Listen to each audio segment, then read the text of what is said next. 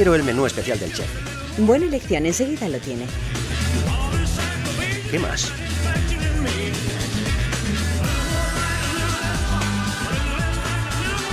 Hago exactamente eso.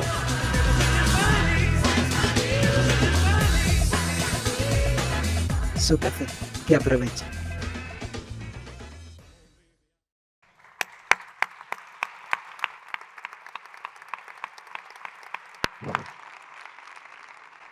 Buenas tardes a todos y ante todo muchas gracias a todas las personas que, bueno, primero que tengo el placer de formar parte de este mundo de C-Consulting para mí totalmente desconocido hace un par de años y que desde luego en estos 2 años pues ha sido parte de mi familia diaria en esa cátedra C-Consulting que tengo el placer de coordinar con muchas personas, algunas de ellas que están por aquí y Celestino que no le veo pero estará por ahí también. En este contexto pues me han pedido esta vez que no me vaya a contar lo de siempre. Dice, tú piensa en el futuro. El futuro es una cosa muy bonita, porque en el fondo es el sitio donde vamos a estar el resto de nuestras vidas, independientemente de cuándo nos lo preguntemos, ¿no? Entonces, en ese sentido, pues lo que vamos a hablar un poco es de lo que va a venir. He visto antes que si hablamos de la evolución, de la revolución. No sé, porque cuando se habla del futuro, en realidad es muy difícil saber por dónde van a ir las cosas. Algunos incluso tenemos dificultades para predecir el pasado, pero mucho más el futuro. De hecho, tenemos miles de economistas intentando predecir el pasado, ¿no? Con éxitos relativos. Pero lo que sí es verdad es que lo que quiero es plantearles un poco algunas de las claves de lo que seguramente va a ser o va a formar parte de nuestras vidas en el futuro. Y eso es algo de lo que estamos ahí preguntando si estamos preparados o no para aceptar muchas de esas cosas que van viniendo.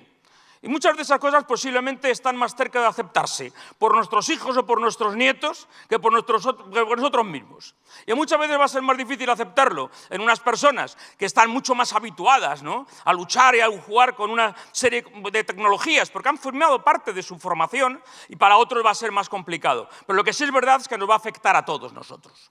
Pues en ese juego, y si esto funciona, el objetivo es un poco hablar de ese proceso de digitalización en la sociedad. ¿Y a dónde nos conlleva? No solamente un proceso de incorporación de una serie de tecnologías en una organización, por muy compleja que esas tecnologías sean o por muy complejas que sea la propia organización, sino pensar sobre todo en cuáles son los desafíos a los cuales nos tenemos que enfrentar y cuáles son las oportunidades y los riesgos que lleva ese despliegue masivo de tecnologías. Algunas de ellas están saliendo de los laboratorios, son un conjunto de tecnologías emergentes, pero que van a formar parte de nuestra vida diaria en plazos que posiblemente sean más cortos de los que muchas veces nos podemos creer. Están mucho más cerca de lo que queremos y eso, desde luego, va a implicar un cambio continuo de los modelos de negocio a lo que estamos sometidos todas las organizaciones, públicas y privadas. Yo no imagino que la universidad, por ejemplo, algo que existe desde la Edad Media, y que nadie sabe cómo cerrarlas, por cierto. Todas las leyes dicen cómo crear una más, pero nunca cómo diablos se puede cerrar, y que por tanto subsisten 80 y tantas desde la Edad Media. Sin embargo, lo que es verdad es que va a cambiar, va a transformarse radicalmente. Y eso va a ocurrir efectivamente no solo en el sistema privado, sino también, evidentemente, en el público. Bueno, pues para ver eso tenemos que ver ya lo que está ocurriendo.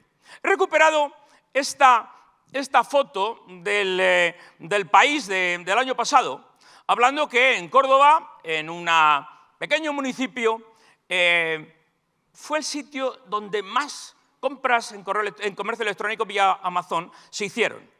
Es decir, que 1.563 habitantes recibieron 5.300 paquetes. Y eso ha ocurrido en Córdoba. Es decir, no estamos hablando de un sitio rarísimo. Y todas esas personas, además, como posiblemente todos ustedes aquí, pues utilizan un teléfono más o menos inteligente, utilizan un portátil o ordenador fijo, se conectan con internet y seguramente con wifi en casa, poseen, por supuesto, 1, 2, 3, 4 cuentas de correo electrónico y varias cuentas en redes sociales de diversos sitios. Además, estamos acostumbrados a hacer todo eso, enviando WhatsApps todos los días, reservando, comprando viajes, hoteles, cualquier cosa, libros, efectivamente. Y bueno, y hablamos con los familiares por Skype.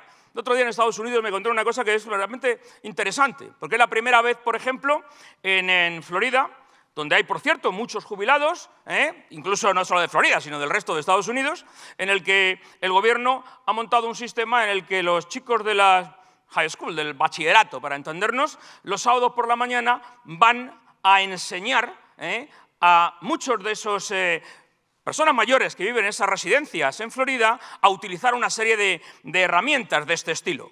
Es la primera vez en la historia en la que la tercera generación enseña a la primera. Posiblemente eso esté marcando un cambio sustancial con enormes impactos. Por cierto, que han decidido que ese proceso de enseñanza es tan importante que curricularmente está incluido dentro del proceso de aprendizaje como tal, ¿no? Pero es verdad, esto es lo que tenemos hoy. Esto es hoy. Pero el hoy va a cambiar también radicalmente. Estamos en un proceso de digitalización total de la sociedad, en el cual se está produciendo un fenómeno que también es muy importante, que es lo que se llama ahora una posible y potencial división digital por el conocimiento necesario para manipular, para manejar, para aceptar, para adoptar todo ese tipo de herramientas, de instrumentos que están a nuestra disposición. Hace años se hablaba de esa división digital en términos de lo que alguien podía acceder o no a una determinada fibra óptica o una determinada señal de Internet. Ahora mismo el problema es más una división en cuanto al conocimiento necesario para interpretar y adoptar una serie de elementos que van a formar parte de nuestra vida. Esta división digital es un problema complicadísimo que hay que verlo. Y hay que verlo porque además hay que saberlo usar. No consiste en que para decir que esté la comida haya que mandarle un mensaje a nuestro hijo que está en otra habitación. Efectivamente, sabemos usarlo y sabemos hacerlo. El problema es que eso no es para eso. Y eso implica también conocer cómo se pueden utilizar esas herramientas. Y esas herramientas, evidentemente, implica que tenemos que potenciar nuestras capacidades y potenciar nuestras capacidades en un contexto en el que posiblemente tengamos que interpretar mucho mejor lo que las oportunidades nos dan. Una de las primeras transparencias que he visto antes estaba ligado a eso, a aprovechar las oportunidades. Aprovechémoslas, pero no solamente las que están hoy, sino pensemos un poquito más en el futuro. ¿Qué es lo que va a venir? ¿Qué es lo que va a ocurrir? Y desgraciadamente, cuando se habla de competencias digitales, no estamos hablando únicamente de conocer la tecnología detrás de una serie de elementos. Posiblemente eso es lo menos importante. Lo más importante es saberlo cómo incorporamos en nuestras soluciones. La historia nos ha demostrado muchas veces que seguramente necesitamos mucho tiempo para intentar aplicar cosas que son muy conocidas. Bueno, la historia de la existencia de una rueda, al menos documentada gráficamente, aparece ya en un, dejadme utilizar ese calificativo de carro de combate de los sumerios, ¿no? Han pasado 4.500 años, pero la verdad es que hemos tardado muchísimo tiempo en aplicarla a algo que estábamos también utilizando, que es una maleta. De hecho, tardamos desde estabilizar el concepto de maleta hasta usarla con 2 ruedas, 150 años. Y otros 15 años más para ponerla con 4 ruedas, con giro libre. ¿Pero por qué es tan difícil? ¿Por qué es tan difícil utilizar eso? Y no quiero decir con esto que es mejor tener 4 que 2. Seguramente aquí habrá personas que tienen una de 2, otra de 4, o no se sabe qué, o depende, o ambas. Pero lo que sí es verdad es que el proceso de innovación no consiste solamente en inventar algo desde el principio, sino ser capaces de reconocer su importancia para resolver una necesidad. Y la necesidad tiene que estar clara, porque si esa necesidad no está clara, no hacemos nada. Posiblemente muchos de nosotros recordemos, y los más jóvenes tendrán que preguntar a sus padres, lo que era el TVO. Pero el TVO, ese cómic semanal que yo recuerdo haber tenido en casa durante mucho tiempo y que incluso ahora se han reeditado alguna vez hace años esas ediciones, tenía siempre una página con algún invento. Eso llamaban los grandes inventos del TVO. Esta que he cogido, por ejemplo, pues hay una cosa maravillosa en la que cuando alguien llega allí, esto se presiona, hace no sé qué, y una extraña máquina de vapor con una caldera, ¿verdad?, consigue que por ahí se apriete un botón. Totalmente inútil. Evidentemente, nadie pone eso. ¿Que eso es algo que puede funcionar? Seguramente. Pero desde luego, lo que tenemos que estar seguros es que la tecnología la empleamos para resolver problemas, no para crear otros. La resolvemos, en definitiva, para hacer que nuestra vida, que nuestras actividades se puedan desarrollar mejor y que podamos hacer otro tipo de actividades que no podemos hacer sin emplearla. Desde luego, apretar un botón seguramente lo podemos hacer sin necesidad de ninguna máquina especial. También hay que saber cuándo podemos emplear estas cosas. Este señor que se ve allí, que se llama Adler, este señor, en definitiva, desarrolló en el año 1925 el primer sistema de control automático de velocidad para reducir algo que en 1925 se empezaba a considerar como que podría ser un gran problema en el futuro, que son los accidentes de tráfico. Accidentes de tráfico que en cruces podría ser debido a que, bueno, la gente no estaba acostumbrada en aquella época y seguramente había que reducir la velocidad. Lo que se le ocurrió fue un sistema en el que el coche, cuando pasaba por delante de unas placas magnéticas, controlaban entonces la velocidad, en función de esos actuaba directamente sobre el coche disminuyendo la velocidad. No tuvo éxito. Posiblemente se adelantó mucho a su tiempo.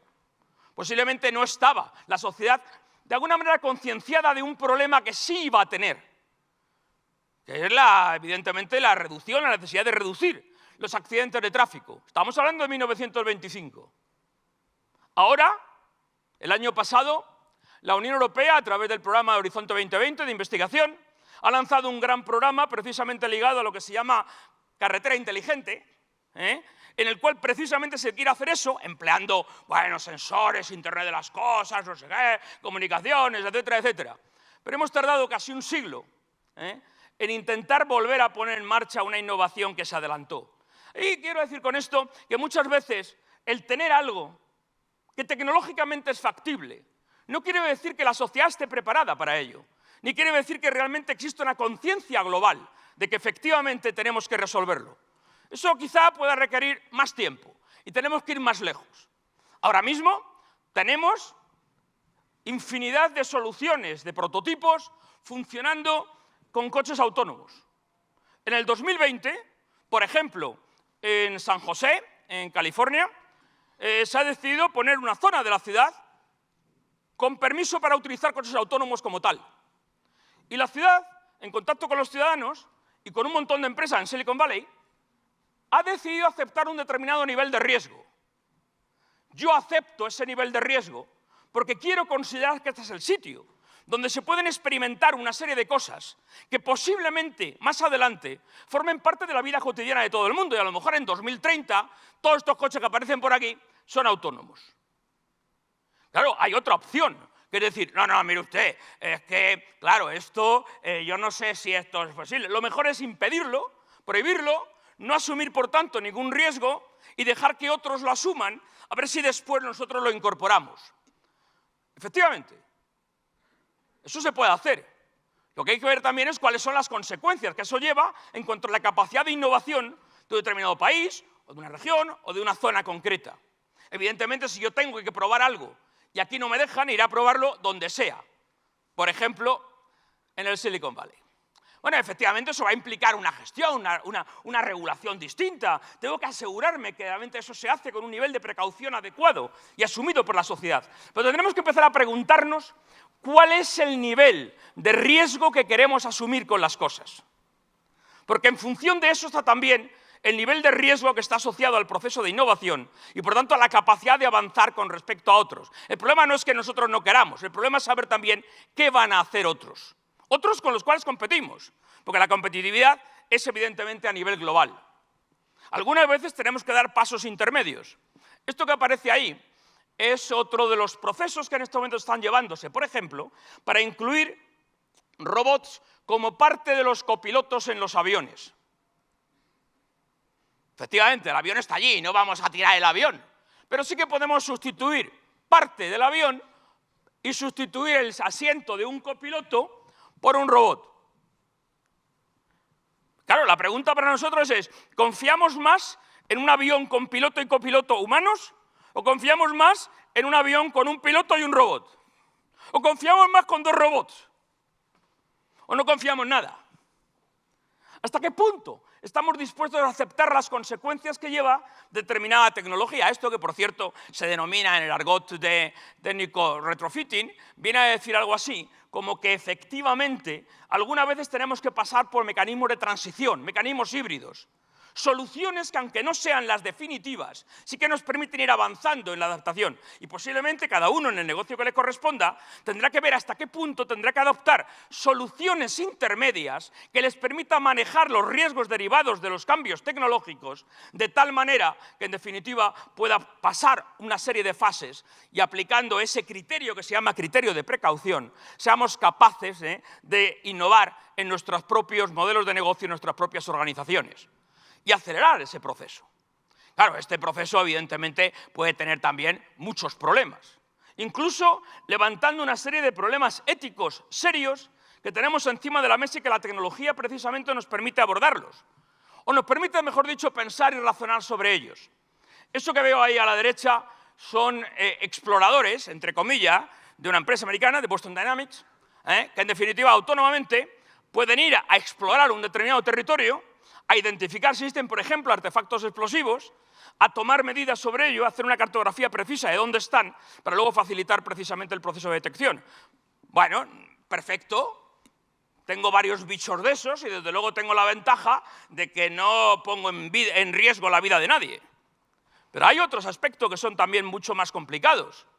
Aquello de allí arriba es efectivamente un sistema que sí es capaz de disparar. Entonces hay que saber si efectivamente eso lo quiero tener de forma autónoma o controlado remotamente. La diferencia es sustancial. Si es controlado remotamente, quiere decir que yo soy el que decido. Si es autónomo, lo que estoy diciendo es que el algoritmo que lleva dentro es el que decide. Y eso tiene enormes consecuencias sobre lo que puede ocurrir. Sobre todo porque tenemos que identificar bien las cosas. Este último corresponde, bueno, a un dron, lanzando un misil. En estos momentos hay un enorme problema de saber si hasta qué punto podemos incorporar al hombre en el bucle de decisión, en el proceso de toma de decisión. ¿Por qué? Bueno, pues porque si esto yo lo controlo remotamente, este chisme puede identificar blancos, puede decidir cuál es el más adecuado, me puede dar la orden y esperar que yo decida. Pero ese proceso puede durar 2 segundos. ¿Y si el que tiene delante y enfrente no persigue eso? ¿Y si lo hace directamente? La diferencia es que si no consulta, puedes hacer la misma operación en 0,3 segundos. Demasiado tarde. ¿Entendemos cuáles son esas consecuencias? Dice, bueno, pero yo no voy a manejar eso. No, me voy a ir a los coches autónomos. ¿Quién decide en un accidente si me estrello yo solo contra la pared o atropello al peatón? Es parecido. En definitiva, estamos en un proceso en el que tenemos que saber que cada vez más vamos a jugar con una serie de algoritmos cada vez más complejos, en el que quien toma la decisión se convierte en un elemento clave en nuestro proceso. Y vamos a tener que asumir ese tipo de decisiones. En estos momentos, de las tecnologías que estamos de alguna forma sacando de los laboratorios y que están empezando a inundar el mundo en una manera, pues, digamos, paulatina, evidentemente, se está produciendo una evolución que está incrementando su ritmo. Porque por primera vez tenemos muchas tecnologías, de alguna forma, combinadas, que van a dar un salto cualitativo frente a lo que podemos hacer en estos momentos, frente a lo que lleva el proceso de digitalización. El proceso de digitalización no es hacer una cosa por comercio electrónico, dando una no sé qué y comprando algo por internet. No, no, es que es otra cosa muy distinta. Es una evolución que va a llevar a consecuencias enormes cuando las comunicaciones inalámbricas de banda muy ancha, no solo 5G, sino lo que hay detrás de 5G, de sensores biónicos implantados en nuestro cuerpo, cosa que ya hay y que se está empezando a hacer y que cada vez será más normal, o algoritmos de inteligencia artificial, o sistemas autónomos, con lo que hemos visto en una robótica inteligente, pues lo que están llegando es a un mundo en el que posiblemente se hable de lo que se denomina una singularidad, en el que hacia 2025, 2030, depende de quién preguntes y depende de cómo lo consideres, la capacidad de decisión de las máquinas supera la del hombre. Y tenemos que interpretarlo en nuestra sociedad. Y tenemos que saber hasta qué punto ese mundo es aceptado por nosotros. Sabemos lo que eso quiere decir. Hoy, bueno, hoy es verdad. Tenemos una... le he dado aquí a algún sitio raro. Tenemos ahora mismo cocinas en las que efectivamente cada vez más el número de sensores que podemos tener en ese tipo de electrodomésticos, etcétera, es cada vez mayor. Ahora mismo cualquier cocina un poco avanzada puede estar con más de 100 sensores, intercambiando información de forma autónoma al usuario humano para controlar pues desde los stocks, las condiciones sanitarias de los alimentos que hay por ahí, un panel de control domótico de lo que queráis, pedidos online inteligentes en función de determinados algoritmos, gestión de consumo, de temperatura, de lo que queráis. El problema no está ahí. Esa tecnología la tenemos hoy. La tenemos hoy. Frigoríficos inteligentes, neveras inteligentes, cocinas inteligentes, se empiezan a vender. Y dentro de un par de años será lo habitual, porque las otras van a desaparecer del mercado. El problema no está ahí. El problema es que aquí estamos entrando en otro mundo distinto, que es el del Internet de las cosas. Unas grandes empresas americanas, bien conocidas, por no citarlas, están trabajando en estos momentos en lo que va a suponer las redes sociales híbridas. Bueno, ahora todos conocemos que estamos recibiendo todo el día mensajes de muchas de nuestras redes sociales. Y damos por hecho que los miembros de esas redes sociales son personas. Esto no es así ya. Ya no es así. Pero en el futuro va a ser menos. Y normalmente, pues lo que va a ocurrir el año que viene, o dentro de 2, o dentro de 3, es que recibas un WhatsApp de tu nevera diciendo, oye, teníamos planificado tortilla esta noche, pero es que no hay huevos. Pero no hay problema, ya me he puesto en contacto con las neveras del edificio y la del tercero B me ha contestado diciendo que sí. O sea, que haz el favor de pasarte por el tercero B primero, coge 2 huevos y vete por casa. Vale, eso es relativamente fácil. La tecnología está disponible. Lo que nadie sabe en este momento es cuáles son las consecuencias de esto que se denomina redes sociales híbridas, cuando lo que yo recibo no es solamente una información neutra, como puede ser la de tengo huevos o no tengo huevos para hacer una tortilla, sino que la nevera opina sobre la situación política del país o sobre qué hacer con Corea del Norte. Porque entonces ya estamos ante un problema distinto. ¿Cuál es el nivel de credibilidad de los mensajes enviados? ¿Quién controla ese tipo de redes sociales? ¿Hasta qué punto podemos insertarlas en nuestro trabajo diario? ¿De verdad estamos recibiendo el mensaje de nuestro jefe o de un robot? ¿Sabemos lo que eso significa? Porque desde el punto de vista tecnológico, eso está disponible ya. Ya. Redes sociales híbridas las puedo montar ya, hoy. Lo que no sabemos qué quiere decir un community manager en ese sentido. Pero eso es otro problema. Y aquí hay otros aceptación por parte de la sociedad de elementos que son mucho más complejos de los que puede suponer. Evidentemente, estamos viviendo en un proceso paulatino, en el que aquí seguro que hay muchos de ustedes que están en decisiones de digitalización, por ejemplo, en el sector agrario, en el que, bueno, en fin, drones vigilando cultivos y tomando millones de datos, se utilizan hoy, normalmente. Tractores autónomos haciendo el trabajo, pues no muchos todavía en España, pero en Estados Unidos cada vez más. Grandes planicies, donde realmente eso se puede hacer. Ningún problema. Analizar datos para todas las decisiones, etcétera. Bueno, el Big Data está asociado a todo eso. Monitorizar los animales para conocer su estado, etcétera, y tomar decisiones, está. Apoyar incluso la naturaleza. Esta preciosa abeja, bueno, no sé si se puede una abeja, pero es una abeja, para ayudar a la polinización. Se están empezando a utilizar ya, en determinados contextos. ¿Por qué? Porque el coste de eso empieza a ser muy bajo.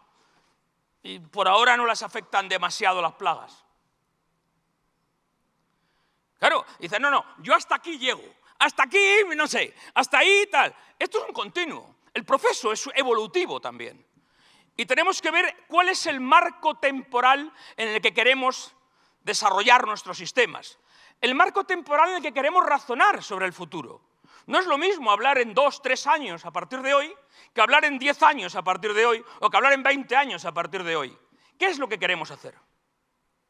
Evidentemente, en 20 años a partir de hoy, muchos de nosotros estaremos ya jubilados. Bueno, yo ya, mucho antes, muchísimo antes. Pero ya, el otro día, hablando con los alumnos que tengo de un máster de internacional, les decía, yo no voy a verlo, pero esto está en el núcleo de tu desarrollo profesional futuro. Ese cambio tecnológico en la sociedad lo vas a vivir de una forma directa. La pregunta es si la sociedad está preparada para eso o no. Claro, ahora mismo el puesto de trabajo lo tenemos todos muy claros, ¿ve? Pues nos sentamos en una mesa y utilizamos un ordenador Pues no, puede ser completamente distinto. La nueva generación de teléfonos móviles que se está desarrollando para dentro de 7 o 8 años en el mercado es esto, son unas gafas. Unas gafas, obviamente, en el que la pantalla de las lunas de las gafas actúan de pantalla, evidentemente con realidad virtual aumentada y realidad aumentada. Evidentemente, con un pequeño implante aquí se puede tomar energía de nuestro propio cuerpo. Hemos resuelto con eso un problema de baterías. Además, evidentemente, no hay teclado, pero es que no hace falta porque las gafas se entienden, no se entienden. Es más, tienen un conversor de lenguaje internamente. Y aunque nuestro interlocutor esté hablando en mandarín, da lo mismo porque la gafa lo entiende, interpreta qué lenguaje es y nos lo traduce en tiempo real. Eso hay. En laboratorios hay ya eso. ¿Cuándo lo venderán en el Corte Inglés para Navidades? Pues no lo sé. ¿7, 8, 10 años? Pero nadie está pensando en el mismo sistema que tenemos ahora. El teléfono inteligente, tal y como lo concebimos y la que seguramente tenemos en el bolsillo, es un chisme que está prácticamente con diseño estable desde el año 2010. A partir de entonces lo que ha habido ha sido una mejora de prestaciones. Más memoria, mejores cámaras, no sé qué. Pero en el fondo el diseño está allí. Estamos hablando de una nueva generación, totalmente distinta. Sabemos incorporar eso. Claro, hombre, eso tiene consecuencias de todo tipo. Claro, obviamente porque con ese planteamiento no se para que queremos una oficina. A lo mejor es que eso es una reliquia del pasado. O peor todavía. Esa imagen que aparece por allí es la de una fábrica, una factoría prácticamente automatizada, en el que como, eso lo conozco por mi nieto, lo del Wall-E ese, buscar a Wall-E, que es un individuo que está por el medio de una cosa llena de cosas, en el que yo siempre pierdo, lo busca él antes, pues ese ahí yo lo he encontrado, posiblemente en el doble de tiempo que él, ¿no? Y es que hay un hombre allí, y se pregunta, solo quedo yo aquí, ¿pero por cuánto tiempo? ¿Y cuáles son las capacidades que me van a pedir? ¿Cacharrear con los chismes esos? ¿O ser un experto en inteligencia artificial para aprovechar esos datos? ¿O ayudar a que las máquinas no se descontrolen? En realidad estamos ante un proceso muy complicado. El puesto de trabajo va a cambiar brutalmente. Y empezaremos a tener parte de nuestro equipo. Dice, no, está hablando de ciencia ficción. Sí, no estoy hablando de hoy. No. Tampoco estoy hablando dentro de 10 años. Estoy hablando dentro de 20 años. Pero 20 años no es una cosa enorme, ¿eh? Habrá que saber cómo hacer equipos híbridos y quién manda ahí. Habrá que saber, por ejemplo, que eso que existe hoy y que en cuanto yo esté vista con un traje y le ponga un sombrero y no sé qué y le siente en una mesa, pues a lo mejor se distingue un poco de otros, de los que hay por ahí por la calle. Y eso nos puede llevar a un mundo muy distinto. Esto que es una composición, de una figura muy conocida, en definitiva, de una serie de obreros en una viga, en una construcción en Nueva York, creo que era, ha sido sustituida en parte por una serie de robots. Y esta serie de robots están cuestionándonos a nosotros mismos qué es lo que nos va a pasar. Porque el futuro del trabajo va a cambiar. De hecho, ese robot rojo de allí le dice al verde, oye, RX2, ¿confiarías en ellos? En realidad, ese es el mundo en el que seguramente tenemos que pensar. Claro, esto lo tenemos que hacer partiendo de la realidad actual. Pero yo he querido daros una pincelada un poquito más lejos, yendo un poquito más alejados en el tiempo, para ver hasta qué punto la digitalización no debe interpretarse exclusivamente con la incorporación de una serie de ordenadores y una serie de programas. Estamos hablando de muchas más cosas, que poco a poco tendremos que ir introduciéndolas, porque vayamos pensando en ello, u otros van a ir más rápido si nos lo van a introducir antes. Porque yo efectivamente tengo que saber cómo competir en esa historia. Y ahora, pues sí, ahora tengo soluciones en las cuales son el proceso de digitalización que estamos acostumbrados a hacer y que hoy no quería entrar en ello, ¿vale? De soluciones conjuntas, con socios, con proveedores, servicios informáticos, un entorno operativo profesional, clientes y proveedores más o menos digitalizados, una sociedad que empieza a utilizar todo ese tipo de cosas. Esto es hoy. Y si me apuráis, ayer. Por supuesto, ese es el punto de partida. Pero yo es que tampoco estoy en este punto de partida. Bueno, vale, estoy en este punto de partida, podemos tener un poco más problemas porque evidentemente tenemos que hacer un proceso de acercamiento a lo que la tecnología nos ofrece en estos momentos. Pero eso realmente existe en estos momentos. Y tenemos que ver que toda la sociedad funciona bien. Este dibujo tan bonito que es del economista del año pasado, decía, hablando del proceso de digitalización en comercio electrónico, que bueno, que poco me sirve a mí tener un sistema de procesamiento de un pedido en una herramienta informática extraordinaria en 0,1 segundo, si después el chisme me llega 7 horas después, porque resulta que por el medio hay un tráfico que alguien lo solucione y evidentemente ahí puede haber un montón de tecnologías detrás de nosotros. Ahora recibimos un mensaje diciendo: su pedido ha sido enviado y llegará durante el día de hoy. Luego llegaremos a un pedido diciendo: por favor, abra la ventana porque en 27 segundos le llega el dron con el chisme. Pero eso está ocurriendo ya, Se está aplicando a zonas rurales. Otra cosa, fuera de España. Pero ¿eso qué quiere decir? Bueno, quiere decir que, bueno, en zonas urbanas la cosa es un poquito más complicada, pero estamos ante un proceso en el que seguramente tenemos que disponer de tecnologías para resolver eso que se llama el problema de la última milla. O sea, el problema de llegar al final. Porque el usuario percibe todo eso como un servicio integrado, no como que se ha acelerado un trocito. Es como cuando alguien es un cliente, hemos introducido una serie de tecnologías en nuestra organización y bueno, con eso somos capaces de mejorar. Pero yo ¿qué observo? Nada, porque es que hay un tráfico. ¿No me importa a mí que usted haya mejorado y el procesamiento lo haya hecho en vez de en 0,2 segundos en 0,1? Oiga, pues es un enorme incremento de velocidad, no un incremento de nada, porque son 7 horas más 0,1 o 7 horas más 0,2 segundos. Con lo cual, a efectos míos, exactamente igual. Y eso efectivamente hace que todavía tengamos muchos problemas sin resolver, incluso con las tecnologías que tenemos actualmente. Pero lo que sí tenemos es un conjunto de tecnologías disponibles hoy. Y lo que os he querido contar antes ha sido un poco de que aunque pensemos ahora en el hoy, mucho cuidado porque estamos ante un proceso de cambio tecnológico muy disruptivo, en el que en muy pocos años vamos a empezar a tener elementos muy diferentes a los actuales. Y tenemos además una generación que viene detrás, que estará dispuesta a acelerar esos procesos porque no entenderá gran parte de nuestras barreras y nuestras resistencias al proceso innovador. Cosa que está ocurriendo ya. Efectivamente, si tengo una cosa, tengo una serie de tecnologías y tengo además una idea clara de cuáles son las necesidades de mis usuarios y cómo les puedo ofrecer una serie de soluciones que mejoren sus problemas, lo que sí tendré que hacer, evidentemente, es transformar mis modelos de negocio. ¿Transformarlos para qué? Transformarlos para adecuarlos a esas necesidades, por un lado, y transformarlos también para aprovechar las oportunidades que la tecnología me ofrece. Pero eso forma parte de lo que yo tengo que saber hacer. Eso es, en definitiva, ese proceso de digitalización en el que no hace falta prestar demasiada atención quizá a la tecnología, sino a las soluciones, pero las soluciones dependerán de esas tecnologías y, en definitiva, tendré que saber cuál es el nivel de conocimiento que tengo que tener para conseguir que efectivamente esos procesos me cumplan unas condiciones. Pero no solamente hoy, sino que tendré que hacerlos evolucionar continuamente de la manera en que, según me vayan apareciendo, según se vayan incorporando en nuestra vida diaria, algunos de esos, digamos, tecnologías emergentes que he visto antes muy rápidamente y que poco a poco irán penetrando en nuestra sociedad. Los procesos de digitalización no es una cosa de hacerlo una vez y olvidarme. No, es entender que mi propia organización tendrá que estar sometida a un proceso de cambio continuo, porque tendré que adaptarlo en un mundo cambiante en el que las tecnologías, los usuarios, las aplicaciones, sus necesidades van a cambiar también. Desgraciadamente, esto es un ciclo que no va a cambiar nunca y, como muchos dicen, seguramente el estado permanente de cualquier organización será el de estar en estado de transición. Y eso es lo que, desde luego, vamos a tener que hacer continuamente. Claro que algunas veces tenemos que ver hasta qué punto la regulación que tenemos actualmente me permite trabajar. Sí, es verdad.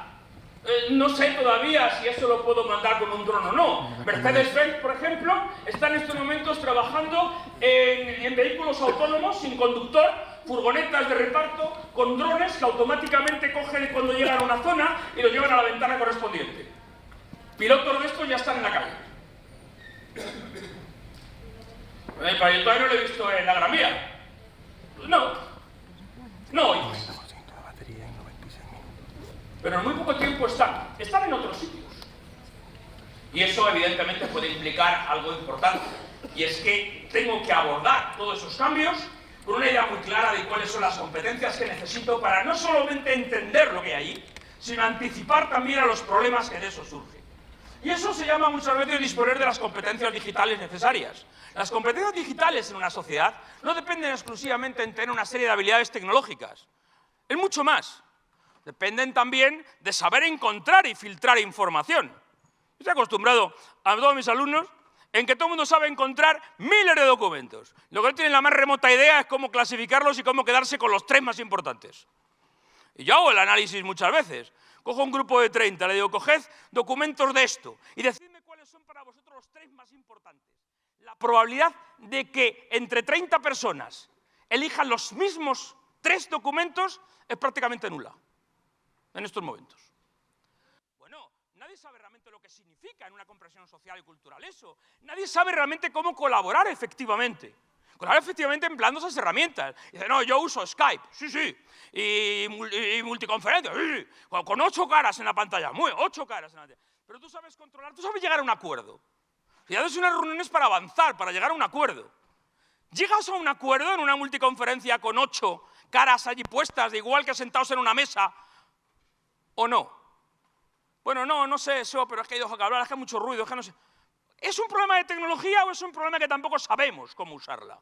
En mi opinión, aquí hay un problema de saber hacer una comunicación efectiva, saber controlar evidentemente la seguridad, saber tener un pensamiento crítico, evaluación, creatividad utilizando esas herramientas. Eso es lo que se entiende por competencias digitales, no el tener una serie de conocimientos tecnológicos, que para el 99,9% de los usuarios no hace falta en absoluto. En absoluto.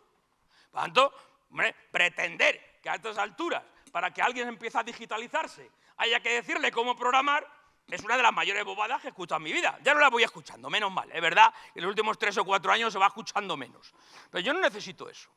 Lo que necesito es que yo adquiera esas competencias digitales y mi organización cambie también su cultura para realmente también aprovecharlas.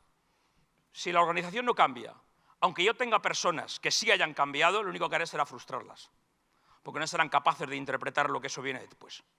Y ese es el mundo en el que vamos a tener que meternos. Bueno, ¿y eso cómo lo abordo? Si vamos a la oferta tecnológica, uno puede quedarse desbordado. 700.000. Esto se ha roto y no he sido yo, ¿no? 700.000 posibilidades.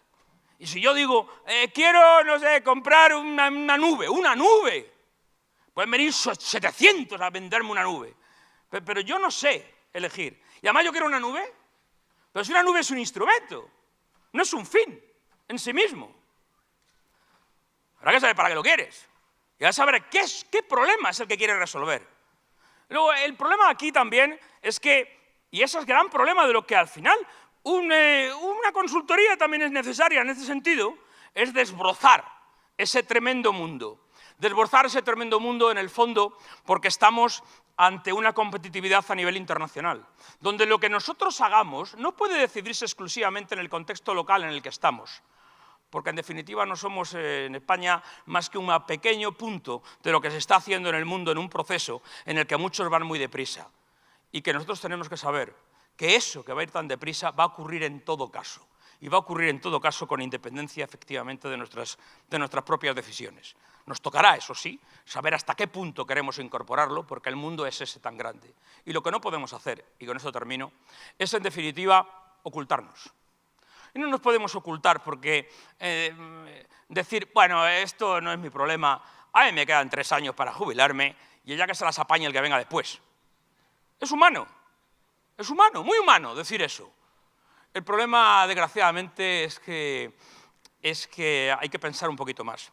Hay que pensar en lo que dejamos y hay que pensar hasta qué punto la tecnología hace o puede hacer que nuestro país ocupe un papel relevante en lo que se nos avecina. Y lo que se nos avecina es un cambio disruptivo de tecnología que va a afectarnos profundamente y que yo solo he querido hoy motivar en este arranque de este congreso, pensando que las cosas no solamente son resolver los problemas de hoy, que muchas veces son de ayer, sino intentar anticiparse al futuro. Anticiparse al futuro es una de las tareas más fundamentales que tenemos en nuestras manos. Muchísimas gracias.